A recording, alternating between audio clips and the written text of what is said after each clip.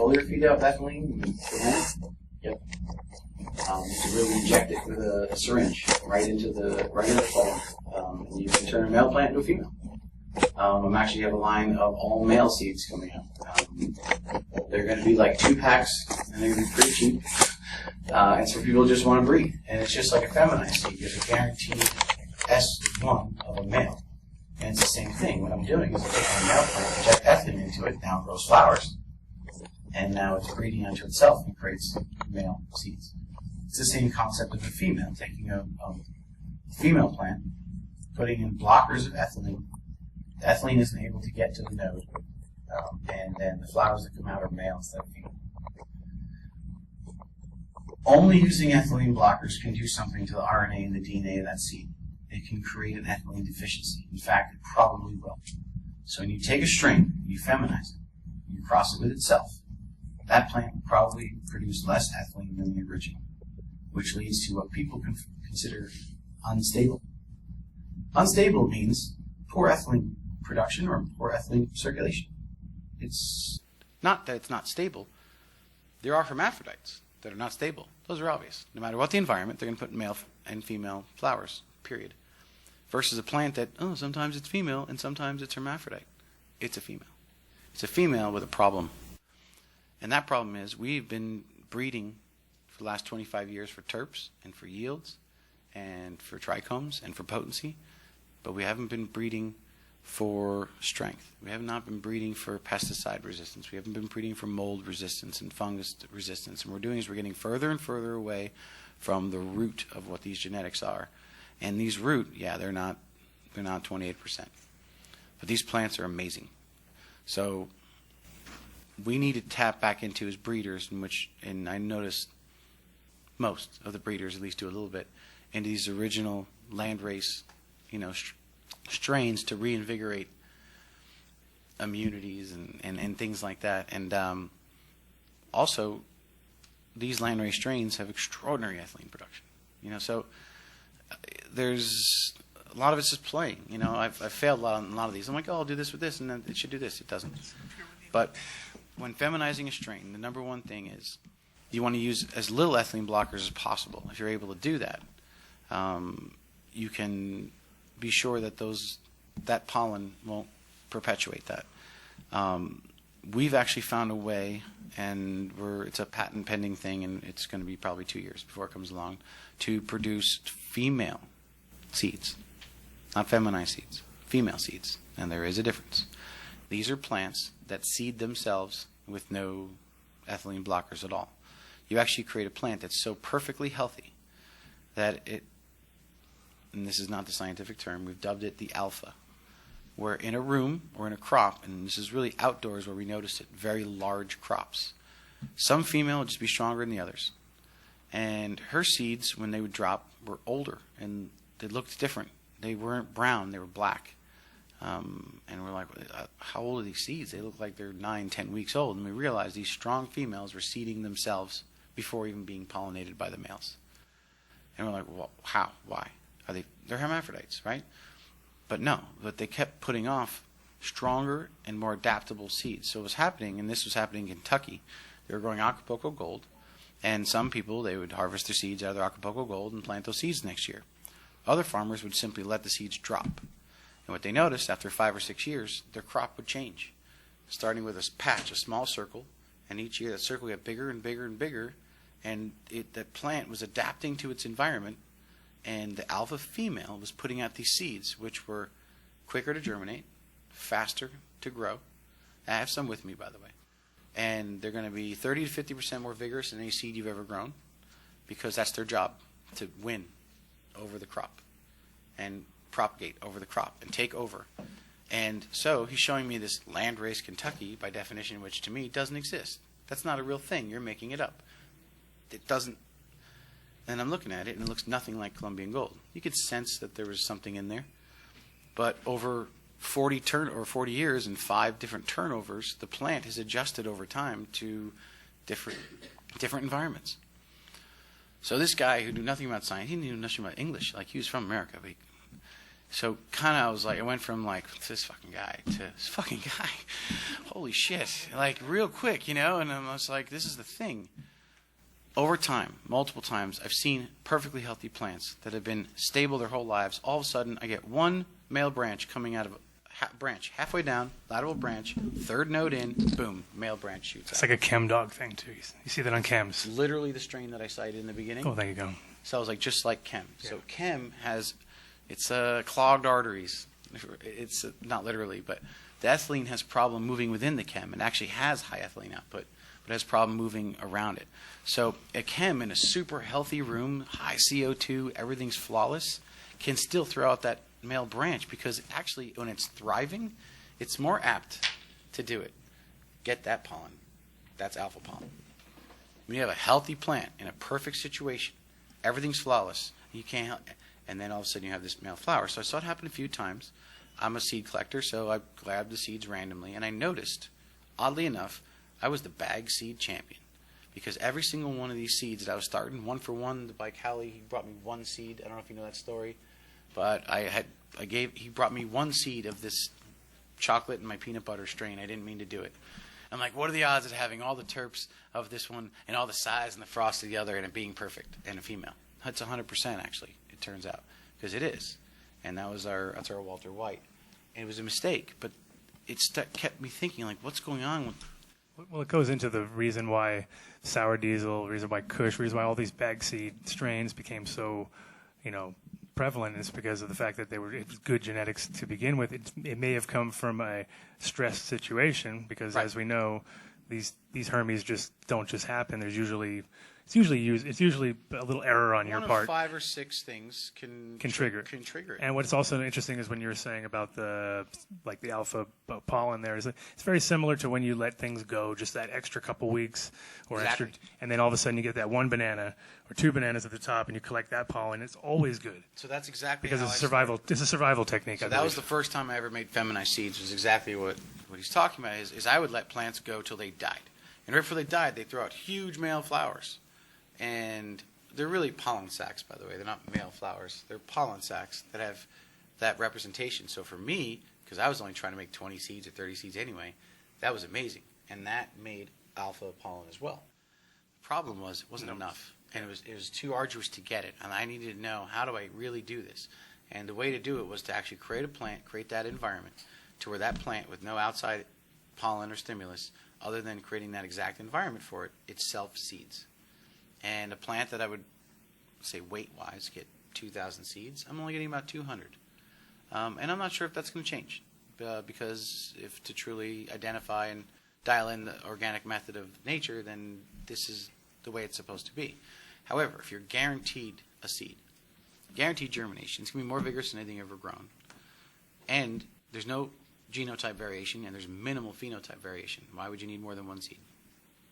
So yeah, it may be more expensive. But there's your mom. It's done. You have one seed. You're guaranteed germination. You're guaranteed the exact plant we put on the cover, period. If it's not, we'll give you another one. We'll give you a pack of something.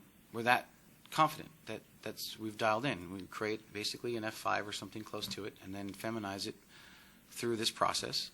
The only way it works, and it's more fail than not, is to create a plant that in week 2, basically, of flowering is so healthy. It is so incredible and perfect in every way. It's like, I'm shit. I'm just going to pollinate myself. So we have actually dialed in the formula, and we can do it now. So alpha seeds, alpha fem seeds, and I have a few with me. I may be able to give out a couple. Will be something that we'll be working towards and distributing and looking forward to it. Yes, sir. So the alpha fem seeds, from what I understand, there's no chance of them pollinating any other female. They're 100% female, period.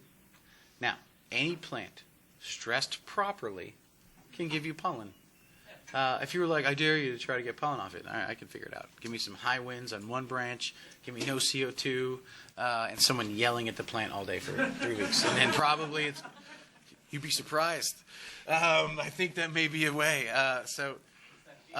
There's no guarantee, but what you're guaranteeing is, if you were to say pheno hunt in a 10-pack, you're looking for that hybrid of this particular characteristic and this particular characteristic, where we find the characteristics that we want the most, and then we alpha feminine at that point. And the Death Star seeds that I have on me, it's the Ohio cut. We won a couple cups with it. We back-crossed it with Sensi Star because that was one of its parents. We did that to be able to choose as many as we wanted to find the one that we wanted to alpha fem. So, of course, we went with the strongest of them to begin with. So, there's a process.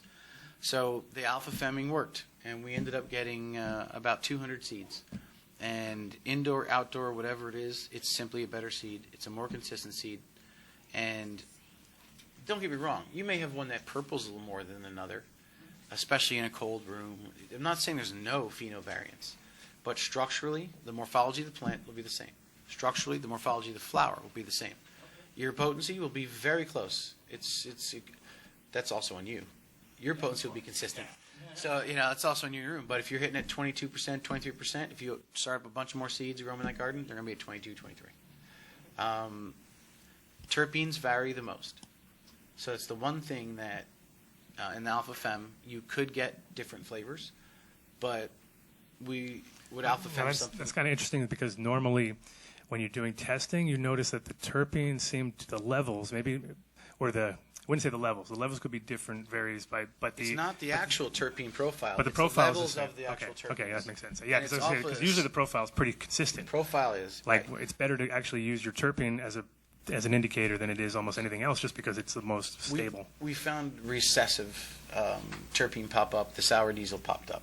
So even though we back-crossed it with the Sensi Star, which gave it more of a musky sandalwood flavor with a little sour, 1 out of 3, 1 out of 4 are just simply more sour, which makes sense because it was a sour D cross. So sometimes those terps come out. But what it is we're guaranteeing you what we call a keeper. Something that's going to last for a long time. Feminized seeds, people are like, oh, over time they hermaphrodite. Yes, in a way. Over time what they do is their ethylene production decreases because they use ethylene blockers to make them. So when you use ethylene blockers to make them, yeah, you're going to have problems over time, and you don't make a mom out of that feminized seed. Mine, I promise you, go for it. Do it. You're welcome. It's an interesting concept that you're talking about here because you're saying that hermaphrodism, I would typically associate with stress. But Correct. No, that's correct. Right, so you're saying now that hermaphrodism is in the opposite. A female plant producing pollen is typically from stress. I'm just trying to streamline the semantics so we're on the same page. Right, but you're saying now that this, so use the proper term, use the proper science. Alpha fem, Like that. the seed itself. So it's one word. It's alpha fem. It's I'm dyslexic. ALPHA. Fem, right. So if I look that up, do you see this in any other plants, comparative to cannabis, like any other herbaceous, All male, female plants that produce in such a manner do this. Period. with self-seed? All of them. All of them. Viral? But then Yes. I'm just confused on. I didn't make up this literature. I borrowed this literature from other people, and I applied it to cannabis. Yeah. I didn't innovate a single thing that I'm doing. It's just borrowed from a few different people in ag. So I took their research, and I was like, and I took someone else's research, and I went, So these are things that I borrowed in, like, writing music. I'm not a genius music writer, but I can write a song. I borrowed everything in there, whether I know it or not. This stuff I specifically borrowed. Could you suggest the research that I would look into? A lot of it came from University of Kansas. It started in the 80s. University of Mississippi has some pretty good stuff. We're working with them right now on kind of revising it. Probably Tel Aviv has the best information on the breeding and the actual the randomization of cannabinoid profiles, the randomization of terpene profiles, where even stable strains have these things. So I'd say Tel Aviv they're 15 years ahead of most people because they've legally been able to have actual labs, actual empirical evidence. They're the only ones I know have what I would consider empirical evidence. And so I will take a piece of that. I'm like, okay, so that's fact. I'm going to take that as fact. These guys actually worked on it in a lab. And then I try to extrapolate the best things from the best people as I can, and then I guess a lot, and then I also fail a lot. So there's a lot. That's a big part of it. That's like, we're like, it's so glamorous. You have all this grow and blah, blah, blah, blah, blah. I'm like, yeah, that's because I don't put the pictures of everything I fuck up. They don't make as good pictures. They don't get shared as many times. You know, like, oh, that's super mediocre. You know, you should put that up on Facebook. No. I've learned more from my failures by far than anything else. And from friends. You know, like like these guys, you know, like whenever I hear anyone else talk, I'm like, I want to know what they're doing, you know. So, but the alpha fem process came from, I saw something happen in nature 3 times, it confused me.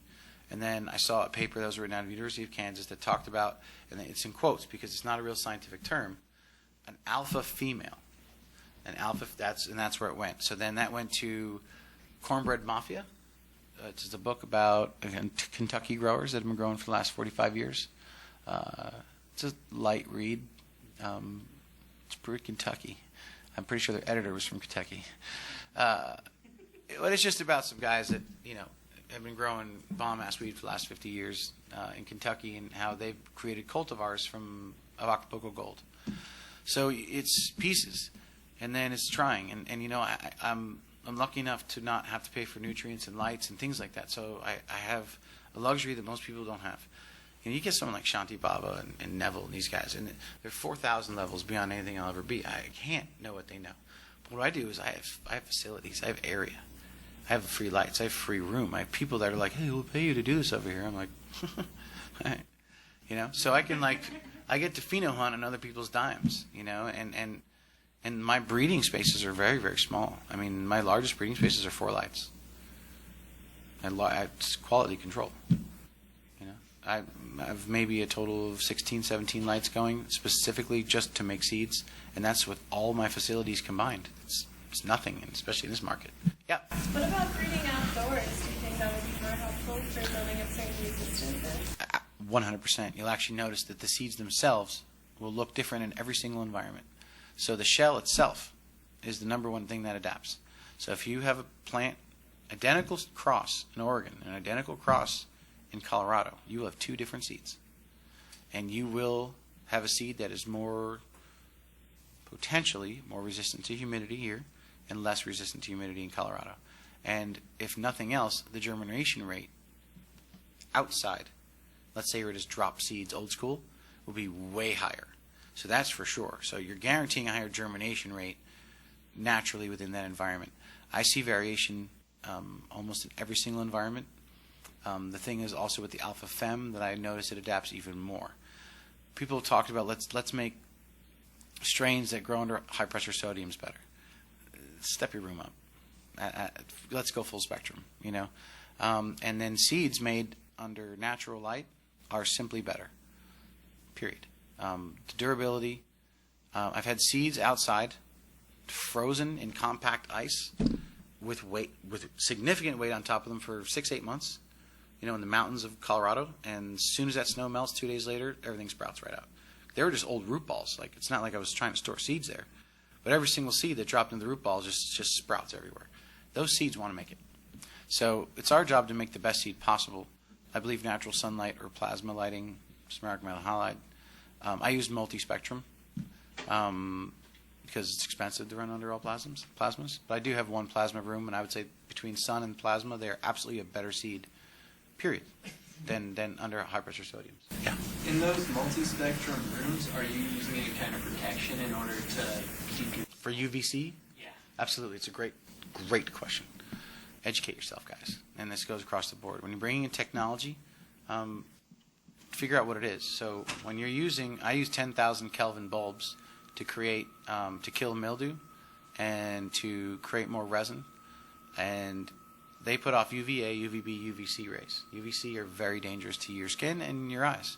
And absolutely, I always gear up relative to the room. UV protection in your eyes is absolute 100%. The rest of it, I'm not too worried about. Like, you know, as far as like your skin or whatever. But you should always wear eye gear in your grows. Period. And here's the other thing: there's safety. Bulbs break, glass shatters, and when it's 260 degrees centigrade, that's permanent. And that happens. I've watched grows catch on fire from one bulb breaking. It was that hot, just caught all the tables on fire and boom. So just in general, couldn't hurt. Get some glass, that's for sure. Yeah, man. When you're pollinating a female, Will you select individual branches and pollinate them with different male cultivars, or usually just do one plant, one strain kind of thing? I've done that. It gets confusing. So here's the thing. If I'm making seeds for myself, sure. If I'm making seeds for myself, I might put a piece of tape on a branch and be like, this is this one. Here's the most important thing if you're going to do that. You have to isolate that branch so nothing can get to the rest of it. Pour on your pollen and take distilled water and immediately wash it. So that way all that pollen's dead. So it's either immediately into the pistil and starting to make a seed or dead. And then you do the same thing like if you're doing highlights in someone's hair. And then you do the next branch. But it can get confusing. So honestly, try to keep it simple. Don't get crazy. But one of my strains that I sell is literally that. It's the golden ticket. That's why I call it that, because I took 4 different types of pollen and hit one female. But that female, Charlotte's Web R4, produces genetically the best CBD plants. So I decided I want flavors and different spectrums and all kinds of cool stuff, and all of it was CBD. So I took my 4 best feminized pollen sources and hit the whole plant, and it's random. You get 10 seeds and you don't know what you're getting. Have you ever used like a pollen carrier, like flour or something like that to thin it out, kind of like you put sand in your carrot seed? Sure, flour. To make it go first. Make sure you sterilize it first. That's the only problem there. Huge. Yeah. Just warm it up in an oven, 180 degrees or so for about 15 minutes. Google everything. So here's the thing. I say try it all. Try it all. Do it for yourself. See what your results are. The best way to learn something is to do it and understand it. But try to get the source first. But that's exactly, if you Google it and you look into it, they're going to tell you. Yeah, make sure you do that. I have so much pollen that if I diluted it, I'd need another house. How do you store your pollen? Honestly, it's just dry and cool. That's it. Okay. Dry and cool. Problems with condensation when you take it out of like. Not in Colorado. That's the thing is I'm Colorado centric.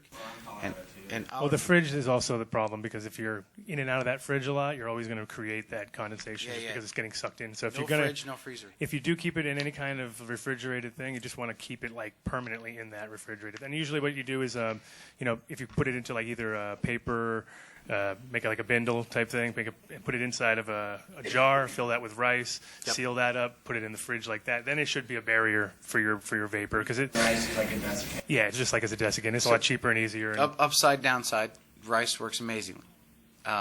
If there's a little bit of moisture. If there's a lot of moisture, the rice will actually end up carrying that moisture and kill everything a week later. Yeah, pollen, you got to treat it a little bit like cannabis too. You don't want to just put it away right away, because it will. There's moisture in there, so you let it dry out a little bit. I go through the same process as I do. Like I literally, and understand this, okay? A lot of it. What's your facility? What are you working with? Like when I grow out a male, it's an uncountable amount of pollen. I can literally just fill glass jars. You know what I mean? When I reverse a female, I may only have enough to dust a couple plants. So it's a whole different collection process, and sometimes everything I've done, I've innovated in the sense that I stole it from another thing. Like I use a gold panning screen, and my feminized flowers, after I picked off the good ones, I cut them off. I dry just like it was bud, and then I rub it over that screen, and it's so fine that only the pollen comes through. And but the males, they put such robust large male flowers that you could pick it and just literally it pours it just pours right out of them. Once again, what I do with pollen might be very different. I'm looking to make hundreds of thousands of seeds, and when I used to do it for myself, like 100 was good, 200 was awesome. So you could always just take a paintbrush and just poke them on, but distilled water I find is a really key thing. Keep every time you put pollen out, distilled water, and I take my plants and put them in a bathtub or in a tent in a tub, and I have RO water, and I pollinate, and I just wash the entire plant down. I can put them right back into a regular room, and not one piece of pollen will get on one of those plants ever. Have you ever tagged male pollen with a fluorescent agent and then actually check its viability or I've never had pollen that wasn't viable. I know I've heard that from other people, but I've never had unviable pollen. You did something wrong if your pollen's not viable, or maybe you don't want to use it. after something sits in the fridge for like 6 months, it's always. It shouldn't be in the fridge. Just keep it at 70 degrees and to put it in a shelf. Just pollen up to 3 years, no problem. Yeah, if you really, really need to look into, there's plenty of things on Google that explain like things like flour, heat it up to 180 degrees, just like he said, and then you can put that and then freeze it. So if you really want to put it in, so there are ways to do it. I typically don't keep around pollen, but I also clone my males. So like I keep my males around, even if they're just like this big and I cut them in half all the time. If a male works really well for me, I want to make sure I can go back to that male, and I'm not worried about if I collected enough pollen off it or not. It'll kill you more to lose a male than it will a female, that's for sure. Because usually somebody's got that female out there, but very rarely do you give your male out. And there's been plenty of times where you're just like, really? Because they're usually pretty vigorous, and you can keep them in a small pod. You don't have to really go and transplant them too many Super times. low maintenance. But things happen. Usually at the same weekend as something like this, and you get home and you're like, oh. Don't say that. Don't say that, because I have all my males right now, and like someone's taking care of them. Yeah, I'm that's like, exactly what you do. That's like, where it all I'm goes not gonna wrong. lie, 15 to 20 times a day, I'm like, oh god, oh god, oh god. I should never leave. So, Colin, what we want to do is I want to get the other panelists up so we can kind of continue the discussion, because we obviously can just No, I think we covered. delve right into this. But I mean, I know. I think we have Yeah. one question in the back. Oh, sure. And I just wanted to, I know I missed them a couple times. Go for it. Is there a viable future for selling pollen? That's a great question. I don't sell pollen because the pollen I collect is worth more than anything that I have. I've had a lot of offers. I do believe, though, there's a lot of stuff on Facebook. There's a lot of stuff on social media where there are groups out there that are very, very generous groups of people to seed exchange and pollen exchange, and most of them actually kind of know what they're doing, which is really even cooler. Adam probably knows 95% of them, or at least they say they know Adam. And this is true. But look local. Look local. You'd be surprised what's around. I mean, when I lived in Florida in the early 90s, we'd come to Oregon for cuts, because they were better than everything we had. So I guarantee, whether it's Oregon, Washington, Colorado, there's some groups that get together secretly and geek out, and there's a lot of good seed shares and stuff like that. Yeah, I think there'll be a future. I mean, the thing is, it's now getting to the level where, 10 years ago, maybe there was 20 seed companies that were really out there. Now, it's thousands of seed companies. So, the idea that and the other problem is that everybody's working with the same females. So it is, the males that kind of separate you from the herd. So, like, many companies, the only difference is their male, and the fact that they keep it kind of close to the chest. But I believe also that now so many people don't know what to look for, or are afraid to select a male, or afraid to grow a male in their room or in their facility. So I feel like there's definitely an advantage to that, especially if somebody can order it, do some controlled breeding without having to worry about contaminating the whole facility, which, I'm sure if you're the guy responsible for that, you're not going to keep that job, And legally wise, this is all states and Puerto Rico right now, you may bring pollen into a grow. We don't need special permission for, it's not like bringing in a clone where, like in Colorado, we have a thing called metric and everything has to be registered and things like that. I can walk in with a jar of pollen and they're fine with that. So at this point, that is something, you can do. And I will say that just vet your sources. Find a nice, cool, small circle of people that are on the same level with you and grow together, like literally multiple ways. That's how I did it. I had 3 or 4 other people that were just obsessed as I was, and we all did our things, and we got back together and we'd share stuff. And personally, I don't give out pollen because that's my secret. It's invaluable.